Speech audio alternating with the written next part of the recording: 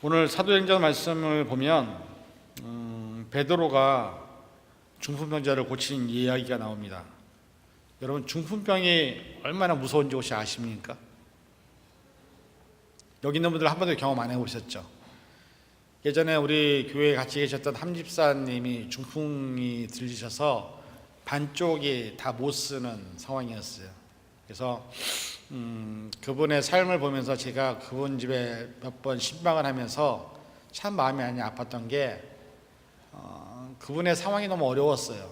부인도 없었고 다 큰 아이들은 영어권이라서 아버지를 돌보지도 않았고, 한쪽이 마비가 되니까 이 한쪽 남은 손 갖고서 쌀 대충 물에 이렇게 흘려서 그냥 물만 붓고 그것도 밥통에 넣어서, 생각해보세요. 한 팔을 못 쓰는 상황에서, 한 다리를 못 쓰는 상황에서 한쪽 갖고 할 수 있는 일이 얼마나 있겠는가.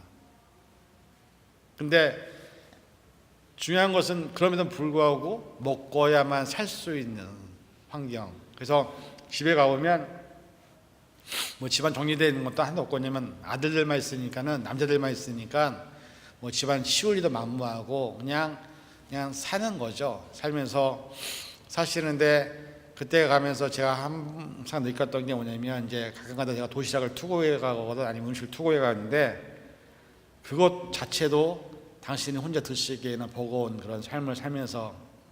근데 사실 중풍이라는 이 병은 요즘에는 나이가 있다고 해서 드는 게 아니라 요즘에는 30대 40대들도 중풍이 와요.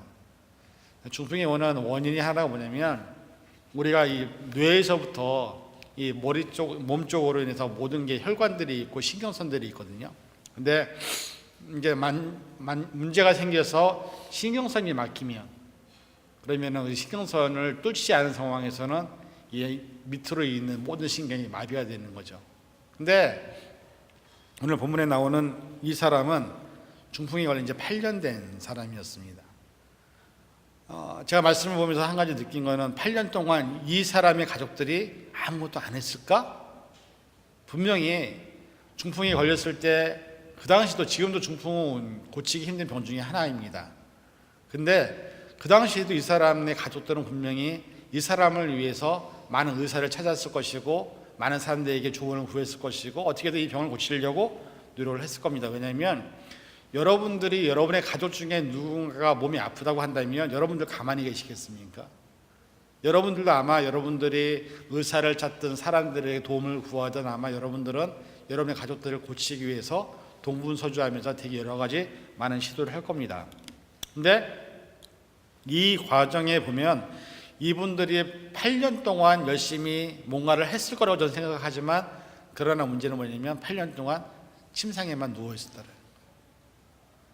장정 어른이 침상에 누워있을 때 가장 또 치명적으로 나타나는 게 뭐냐면 욕창입니다. 누워있는 상황에서 이 등 안에 땀이 계속해서 맺고 식었다가 떼고 가면 여기가 썩어요. 그러니까 누워있는 환자들 보면, 케어하는 환자들 보면 그 사람을 돌렸다가 몸을 틀었다가 이걸 계속 해줘야 돼요. 중풍병으로 인해서 모든 것들이 마비됐다고 한다면 밥도 먹여줘야 되죠, 씻어줘야 되죠. 이거를 식구들이 다 해줘야 되는 거예요. 그를 8년이나 했다라는 것은 어떻게 보면 그 사람들의 인생에 있어서 이 한 사람의 중풍병이 그 집안의 모든 분위기를 아마 다 힘들게 만들지 않았을까라는 예상을 하게 된다는 거죠. 베드로가 사방으로 두루다니다가 롯다라는 곳에 갔습니다.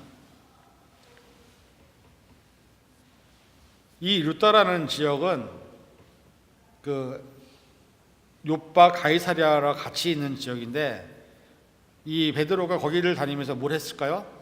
복음을 전하면서 기적을 일으켰죠. 근데 중요한 것은 뭐냐면은, 이 헬라인들이 롯다라고 하는 것은 현대 그 지형으로 보면 욥바 동남쪽에 16km 지점에 위치하고 있는 지역입니다. 그리고 헬라인들은 롯다를 뭐라고 불렀냐면 디오스 폴리스라고 불렀는데, 로마의 신 주피터의 신전이 롯다에 있었습니다. 그래서 이 롯다라는 것은 반은 유대교, 반은 사마리아 섞여 있는 지역이었습니다. 그러니까 어떻게 보면은 예루살렘 입장에서 보면은 미스된 동네예요. 예루살렘의 전통의 피가 흐르는 게 아니라 사람들이 반반 이방인들과 유대인들이 섞여서 사는 지역이기 때문에 그 지역에 예루살렘 사람들이 굳이 가서 복음을 전하거나 그 사람들을 도와줄 리는 만무했던 지역입니다. 근데 성경에 보면은 이 루다에 사는 성도들이라고 나오잖아요. 그러면은 거기에는 예수님을 믿는 사람들이 어느 정도 있었다는 것을 우리가 추측을 할 수가 있는데, 이 애니야라는 사람에 대해서 우리가 살펴보니까는 이 애니야라는 사람이 우리가 이게 얼핏 들으면 그냥 여자 이름 같긴 하지만은 실제로는 남자라고 얘기합니다, 성경학자들은. 근데 중요한 것은 뭐냐면 이 애니야라는 사람의 이름의 뜻이 뭐냐면 찬양하다라는 뜻을 갖고 있습니다. 중풍병에 걸려 있지만 찬양하는 사람, 이런 게 이렇게 해석을 하면 좀 맞을 것 같은데, 근데 성경학자들이 이 애니야라는 사람이 실제로 그리스도인이었는지 안 그리스도인이었는지는 구분이 안 갑니다. 그러나 가장 중요한 것은 복음을 전할 때 그리스도인에게만 복음을 전하고 그리스도인이 아닌 사람들에게 복음을 안 전하면 이거는 복음이 아니죠. 복음이라는 것은 믿는 사람이든 믿지 않는 사람이든 도움이 필요한 모든 사람들에게 전해지는 게 복음이기 때문에 베드로의 입장에서는 이 애니야라는 사람이 누워있는 지 8년 된 중풍자인 상황을 보고서 가만히 있을 수가 없었다는 얘기죠. 그래서 그 집을 찾아가서 베드로가 한 얘기가 있습니다. 예수님께서 너에게 일어나기를 원하신다 라고 선포를 하는 거죠. 이 사건이 왜 우리에게 중요하냐? 우리가 어차피 아까 말씀드린 것처럼 11월 달 우리가 교회 표어가 하나님의 사랑을 나누는 교회인데, 여러분이나 저나 사실은 사랑을 받고 온 사람들이라는 것을 여러분 알고 계십니까? 여러분이나 저나 여기까지 살아오면서 절대 우리 혼자 힘으로 여기까지 살아온 사람은 아무도 없습니다. 누군가는 여러분들을 사랑하는 사람들이 있었기 때문에, 또 여러분들이 기도해주는 사람이 있었기 때문에 여러분들이 지금의 모습을 가질 수 있다는 사실을 우리는 깨달아야 됩니다. 많은 사람들이 혼자라고 느껴져서 자살을 택하는 경우가 많이 있습니다. 그런데 이 세상은 절대 혼자가 아닙니다. 여러분 주변에는 여러분을 위해서 함께 돕고 함께 하는 사람들이 얼마든지 여러분 주변에 있습니다. 근데 중요한 것은 하나님이 그렇게 세팅해냈음에도 불구하고 우리가 그 사람들을 찾지 못하고 바라보지 못해서 결국은 내 스스로가 혼자라고 느끼고 그 외로움과 좌절감 때문에 스스로 목숨을 끊는 어리석은 사람들이 많이 있다는 거죠. 하나님의 사랑은 태초부터 시작해서 지금까지 우리에게 한 번도 끊어진 적이 없습니다. 다른 말로 말하면 하나님은 여러분들을 위해서 이 세상을 만드신 거라고 해도 과언이 아니라는 거죠. 베드로가 낯선 지역에 갔을 때 애니야라는 사람이 8년 동안 누워있는 모습을 봤을 때 마음이 어땠을까요? 그 사람이 믿는 듯 믿지 않는 그게 중요한 게 아니라 그 사람에 대한 마음의 아픔이 있었다는 거죠. 근데 이게 저는 참 중요하다고 생각합니다. 왜냐하면 저와 여러분들이 한국에서 지금 가장 큰 문제가 뭐냐면 아파트를 많이 짓잖아요. 근데 아파트를 지으면 이 아파트 옆에 누가 사는지를 우리는 평생 가도 모르고 사는 사람들이 많습니다.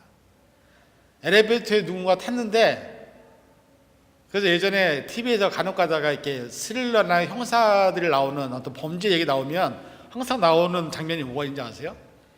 집에 딱 들어갈 때 아파트에서 엘리베이터를 탔어요. 근데 누군가 남자가 같이 탔어요. 근데 되게 무섭게 생겼어요. 그럼 이 여자는 남자랑 둘이 탔으니까는 겁에 질리는 거예요. 이 사람이 나를 어떻게 할까 봐. 근데 아파트 층수를 눌렀는데 똑같은 층을 누른 거예요. 올라가요. 너무 무서운 거예요. 근데 자기가 딱 내렸는데 이 남자도 같이 따라 내려요. 그럴 때 여러분 어떤 느낌이겠습니까? 자기는 쭉 가갖고 막 뛰어가서 딱 문을 열었는데 그 남자도 막 그 길을 같이 따라오다가 갑자기 딱 틀더니 같은 층에 사는 남자인 거예요. 같은 층에 살아도 얼굴 한 번도 못 본 사람이니까 그 사람이 나를 어떻게 하려고 하는 사람처럼 오해를 하는 경우가 되게 많다는 거예요. 한국에서 아파트 생활하면서 옆에 사람이 죽었는데 사람이 죽었는지 살았는지도 모르고 있다가 어느 날 이상한 냄새가 나서 경찰에 신고해서 문을 열어보니까는 거기서 이미 사람이 죽은 지 꽤 오래된 시체가 발견되는 경우가 종종 생깁니다. 이게 뭐냐면 내 주변에 누가 살든 어떤 사람이 살든 관심이 없는 거예요. 그게 우리 현대 사람들의 가장 큰 문제인 거예요. 내 주변에 누가 있는지, 누가 어떤 삶을 사는지 관심이 없어요. 나만 살면 돼요. 나만 생각하면 돼요. 그래서 모든 게 나 위주로 살아가요. 그런데 초대교회를 보면 초대교회 사도들의 행적을 살펴보니까 그 행적 안에서는 이 사람들은 믿는 사람이든 믿지 않는 사람이든 상관이 없었어요. 불쌍한 사람이 있었으면 그 사람을 향해서 자기들이 갖고 있는 예수 그리스도의 이름을 전해주는 일들을 했다라는 거죠. 이게 현대 기독교와 옛날 초대교회의 차이가 아닐까. 여러분에게 만약에 어떤 능력이 있거나 내가 안수를 해줬는데 누군가 병이 낫는 것을 경험할 수 있다고 한다면 여러분들은 얼마든지 다른 사람들을 위해서 기도해 줄 수 있고 그 사람들을 위해서 복음을 전할 수 있는 요지가 있는 자격이나 요건을 갖추고 있는 거예요. 우리가. 그럼에도 불구하고 우리는 다른 사람을 위해서 기도를 해준다거나 그 사람에 대한 삶에 대한 관심을 갖는다거나 그 사람에 대해서 뭐 어떻게 한다거나 하는 게 없는 게 솔직히 말하면 현대 기독교인들의 가장 큰 문제가 아닐까. 아주 근한 예로 여러분 옆집에 누가 사는지 혹시 여러분 아십니까? 저도 우리 옆집에 히스패닉이 사는데요. 한 번도 얘기해 본 적이 없었죠. 제가 거기서 6년을 살았는데도 불구하고. 왜? 관심이 없으니까.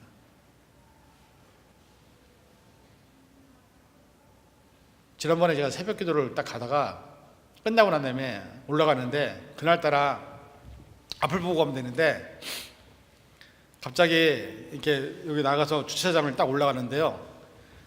검은 모자를 쓰고 검은 후드티를 쓴 사람이 거기서 떼옥하게 서 있는 거예요. 근데 제가 이렇게 보고 갔으면 미리 알았을 텐데 고개를 숙이고 가다가 딱 눈을 들었는데 갑자기 시커먼 게 확 서 있는 거예요. 너무너무 무서워 내가. 근데 제가 그때 첫 마디가 나온 게 뭔지 아세요? 굿모닝? 그때 그 사람이 굿모닝 하고서 지나가더라고요. 우리는 어떻게 보면은 사람과 사람이 만나서 같이 살아가고 같이 어울려 살아간다는 것이, 그래서 예전에 우리 한국의 문화 중에 하나가 있어요. 품앗이라는 문화가 있습니다. 다른 사람들이 밭을 경작하고 논을 경작할 때 우리가 그 사람들을 도와줘요. 그러면 그 사람들이 나중에 내가 밭을 경작하거나 내가 논을 경작하거나 농사를 지을 때 그 사람들이 다시 와서 도와주는 풍습이 우리나라의 문화에 있었습니다. 그래서 예전부터 한국이라는 나라는 정이 참 많고, 그 다음에 옛날에 우리 그 옛날 집들 가보면 항상 사랑방이라는 걸 만들어 놨어요. 그게 뭐냐면 지나가던 사람들 중에서 잘 데가 없는 사람들이 하룻밤 묵어 가자고 부탁을 하면 누군가에게나 아무 때나 방을 내주던 그런 게 우리나라의 옛날 모습이었어요. 근데 지금은 그런 사람이 있을까요? 모르는 사람이, 여러분들 여기 가끔 가다가 이 미국에서 하는 히치라는 게 있죠. 차가 없는 사람들이 차를 얻어 타고 가기 위해서 길거리에서 이렇게 손을 흔드는 경우가 있어요. 자기 태워달라고, 가는 곳까지만. 여러분 지금 운전하시면서 한 번에 태워보신 적 있으세요? 있다면 그건 좀 대단한 거예요. 왜? 처음 보는 사람이, 그 사람이 나에게 어떻게 할지도 모르는데 게다가 남자고 무섭게 생겼으면 그 사람이 태워서 나한테 운전하다가 칼을 들이댈 수 있는 상황일 수도 있는데, 그럼에도 불구하고 그 사람이 도움이 필요하다고 손을 흔들었을 때 그 사람을 태우고 그 사람이 원하는 것에 데려다 줄 수 있는 것은요, 누구나 할 수 있는 일은 아닌 거예요. 우리가 복음을 갖고 있다고 얘기하면, 여러분이 예수님 제자라고 한다면 우리는 우리가 갖고 있는 복음과 그 사랑에 대한 것들을 나눠줄 수 있어야 되는 거예요. 그 일을 누가 했냐면 오늘 베드로가 했어요. 중요한 것은 이 베드로가 한 일이 여러분도 할 수 있는 일이에요. 자, 어떤 게 왜 여러분들이 할 수 있냐? 자, 보세요. 베드로가 34절에 보니까는 이렇게 말하죠. 베드로가 가로되 에니야야, 예수 그리스도께서 너를 낫게 하시니 일어나 내 자리를 정돈하라 한대 라고 말했죠. 이 말씀을 보면 베드로가 내가 너에게 예수님의 이름으로 일어나 걸어라 이렇게 얘기한 게 아니에요. 그렇죠? 예수 그리스도께서 너를 낫게 하실 것이야. 그러니까 일어나라 이렇게 얘기한 거예요. 여러분 주변에 아픈 사람이 있을 때 여러분들도 분명히 예수님이 너를 낫게 하실 거야, 일어나 라고 얘기할 수 있는 것은 우리도 할 수 있는 일이에요. 왜? 여러분 안에 성령이 역사하시기 때문에. 근데 우리는 믿음이 없다 보니까는 내가 이렇게 한다고 해서 뭐가 되겠어? 라고 생각을 하는 거예요. 많은 사람들이 병을 고치거나 아니면 많은 사람들이 다른 사람을 도와줄 때 자기를 드러내길 좋아합니다. 그래서 자기가 뭔가를 한번 이렇게 하면 내가 뭐 대단한 사람이냐 착각하는 경우가 많이 있는데 베드로는 절대 그러지 않았습니다. 베드로는 겸손하게 애니아라는 사람을 만났을 때 그 사람이 먼저 마음을 읽었어요. 그리고 그 사람의 가족의 아픔을 읽었어요. 한번 생각해 보세요. 8년 동안 누워서만 있는 사람을 어떻게 돌보는 것이 쉽겠습니까? 그 가족이 얼마나 많은 고생을 했겠습니까? 제가 몇 번 말씀드렸는데, 제가 예전에 한국에 있을 때 저는 우리 청년 애들이나 학생부 애들 데리고 뭘 했냐면 장애인 집에 장애인 시설을 방문했습니다. 그래갖고 저희가 우리 아이들과 같이 장애인들을 돌봐드리고 찬양해드리고 목욕시켜드리고 그런 걸 했었어요. 한국에 있었을 때는. 근데 그때 제가 딱 봤던 가장 잊지 못하는 사람이 요셉이라는 분이 한 분 있었어요. 근데 그분은요 등치가 저보다 더 커요. 근데 이 팔은요 이게 꺾어져 갖고 딱 뼈밖에 안 남았어. 몸은 이따만한데 팔도 다 꺾여서 이렇게 휘어져 있죠.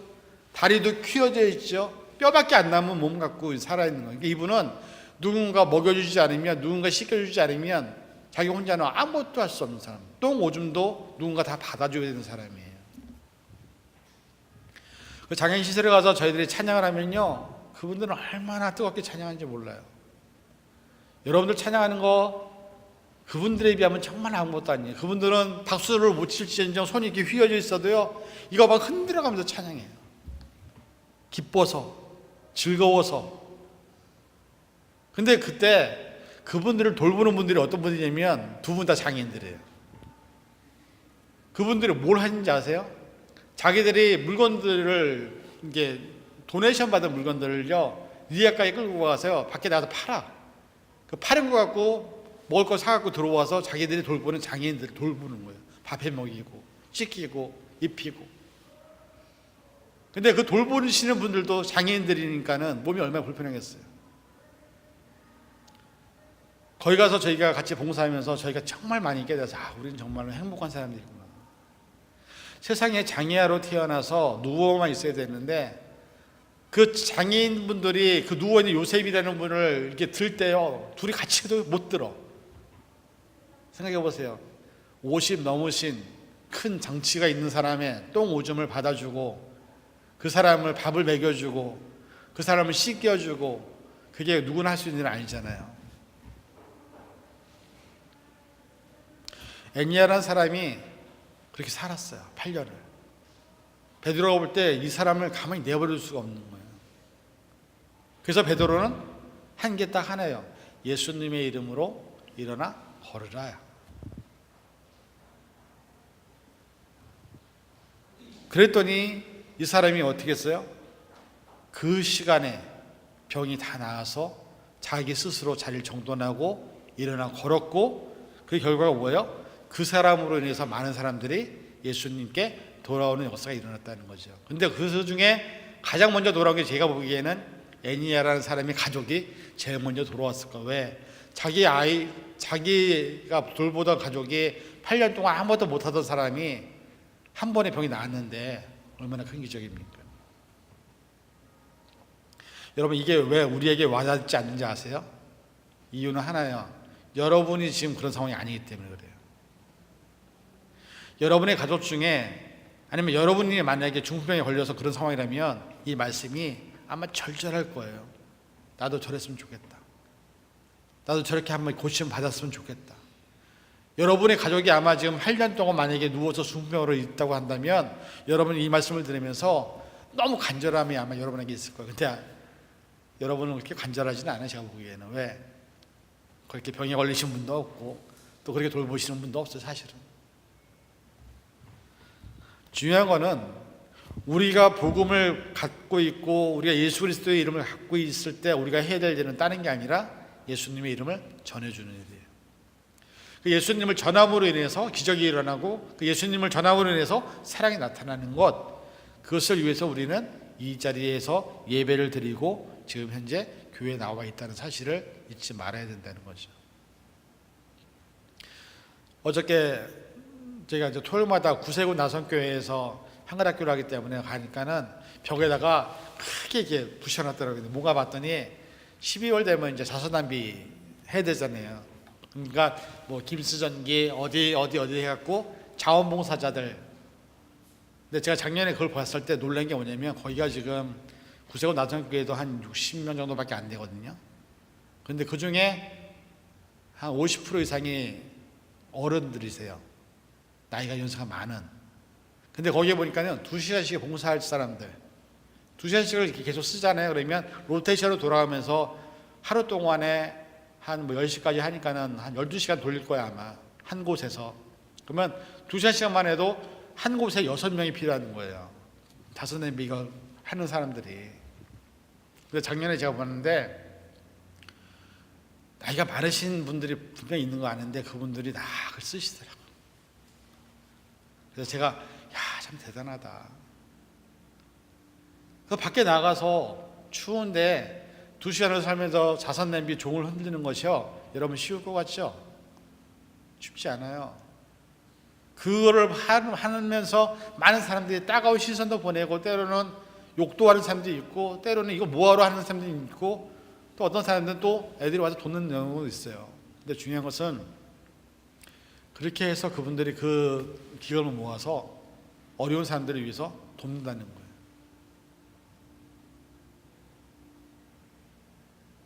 그래서 저는 그게 하나님의 사랑이라고 생각해요. 사람을 돕는다는 것은 돈이 많아서도 아니고 내가 능력이 많아서도 아니에요. 사실 마음만 있으면 얼마든지 도울 수 있어요.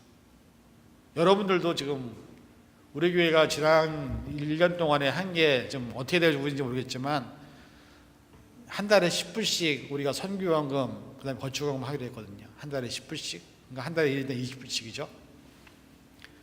근데 뭐 하시는 분들도 있고 안 하시는 분도 있어요. 근데 제가 생각했던 거는 한 달에 10불씩만 넣으면 한 사람당 120불이에요. 그 다음에 2개의 헌금을 하니까 240불이죠. 그것만 모아도 사실 우리가 선교 얼마든지 할 수 있어요. 근데 그것도 못해. 근데 여러분들 제가 볼 때는 한 달에 10불, 20불 마음껏 쓸걸요. 밥 먹으면 10불. 다른 사람을 위해서 10불을 하자고 헌금을 하자고 하면 안 하는데 나를 위해서 나가서 사 먹는 거, 영화 보는 거, 뭐 차 쓰는 거, 먹는 거 사 먹는 거는 100불이도 아깝지 않을 거예요. 이게 우리 현실입니다. 다른 사람을 돕자고 10불 내자는 거는 죽어도 안 하는데 나를 위해서 하고 있는 것은 얼마든지 돈이 아깝지 않은 거죠. 과연 그런 우리들이 과연 어떤 것을 할 수 있을까요? 오늘 베드로의 모습을 보면 베드로는 그렇게 크게 뭔가를 하지 않았어요. 우리도 마찬가지입니다. 저와 여러분이 갖고 있는 예수 그리스도의 이름을 나눠주는 것, 그리고 예수 그리스도의 이름으로 기도해 주는 것. 그 사람이 믿는 사람이든 믿지 않는 사람이든 불신자든 나를 힘들게 하는 사람이든 상관없어요. 중요한 건 우리가 그런 마음이 있느냐가 이 시간 중요하다는 거죠. 저는 예수 비전교회 교회 이름들 되게 많잖아요. 근데 제가 예수 비전교회를 만든 이유는 예수님의 비전이 그들에게 있어요. 가난하고 힘들고 어려운 사람들에게. 예수님은 평생 그 사람들을 위해서 사셨어요. 우리가 예수님이 제자라면 우리는 똑같은 비전을 바라보고 똑같은 일들을 할 수 있어야 된다고 생각합니다. 오늘 저와 여러분들에게 주어진 상황 개인적으로 다 힘들죠. 어렵죠. 좀 버거울 거예요. 하지만 한 가지 잊지 마세요. 여러분들이 해야 될 일을 하지 않으면 어느 누구도 여러분의 삶에 대해서 책임을 져주지 않아요. 내가 아무리 힘들고 어려운 일이 있다 하더라도 내게 주어진 삶에 각자의 무게들이 있어요. 그걸 버텨내셔야 되는 거예요. 그리고 그 일을 해야만 되는 거예요. 그 일을 다 제껴두고 아무것도 하지 않으면 여러분들은 어떤 것도 할 수 없어요. 사람은 내게 주어진 삶의 무게를 견디기 위해서 존재합니다. 그러나 또 하나 중요한 것은 내가 케어해야 될 분들도 있죠. 그것이 가족이든 친구든 내 형제든 간에. 그래서 이 밸런스를 잘 맞춰야 돼요. 한 곳으로 치우쳐버리면 다른 건 무너지게 돼 있어요. 오늘 저와 여러분들이 복음이라는 증인으로 이 자리에 서 있다는 것을 잊지 마시기 바랍니다. 그리고 여러분들이 예수님의 이름을 전하기 위해서 우리가 이 자리에서 예배드리고 있다는 사실 잊지 마시고, 누구든지 간에 이 애니아와 같이 힘들고 어려운 가족을 만나든 사람을 만나면 최소한 우리가 예수님의 이름을 전해줄 수 있고 예수님의 이름으로 기도해 줄 수는 있어야 우리가 그래도 복음의 증인이 아닐까. 그것조차도 안 하고 있으면 과연 우리가 뭐 때문에 교회를 나오고 뭐 때문에 우리가 예수님 믿는지 좀 모르겠습니다. 그래서 이제는 저희가 그런 모습으로 좀 변화될 수 있는 저와 여러분이 될 수 있기를 주님의 이름으로 간절히 축원을 드립니다. 기도하겠습니다. 사랑해 주님, 베드로가 로따 지역에 가서 애니아라는 사람을 만났습니다. 그는 8년 동안 중풍병자로 누워 있었습니다. 힘들고 어려운 삶을 살았습니다.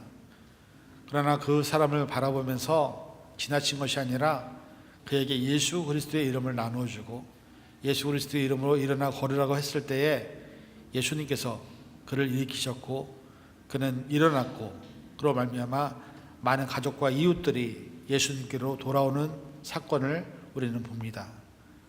우리 안에도 예수님의 이름이 있는데 과연 그것을 얼마나 나눠주고 있는지, 또 우리 예수님의 이름으로 얼마나 기도하고 있는지를 돌아보게 하시고 우리의 삶도 베드로와 같이 힘들고 어려운 사람들을 바라보면 그들을 향해서 예수님을 전해줄 수 있는 예수비전교회 성도들 될 수 있도록 축복하여 주시옵소서.